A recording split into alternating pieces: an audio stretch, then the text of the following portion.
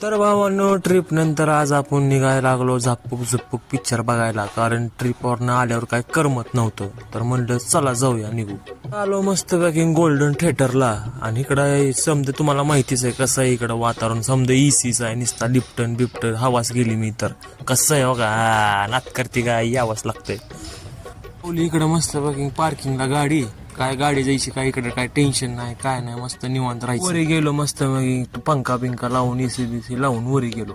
बघा झापूक झुपूकचा इकडं मस्त बॅनर लावला होता गोल्डन. आणि इकडं काय आपले पोरं मस्त थांबले होते.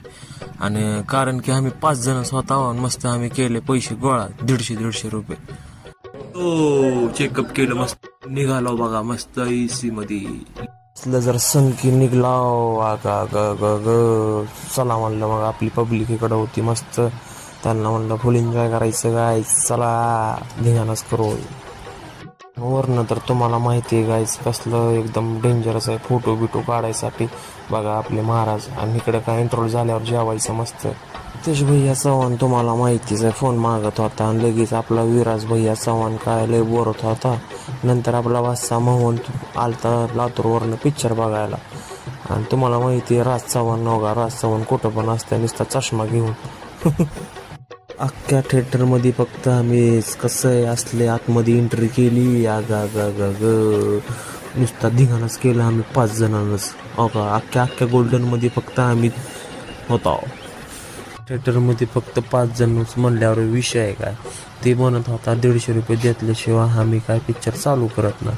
तर मी त्यांना म्हणलं भाऊ सूरज चव्हाणचा पिक्चर आहे म्हणल्यावर 200 काय 300 रुपये देऊ. तर पिक्चर चव्हाणसाठी आपण काय थिएटर सोडत असता होय. अख्खा थिएटरच आम्ही विकत घेतलं.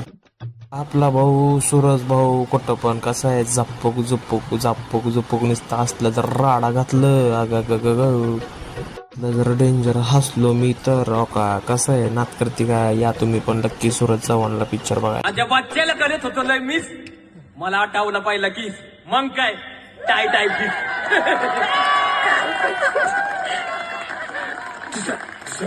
आता मार्केट मध्ये तुला देणार ना धक्का. कारण सूरज चव्हाणच असणार.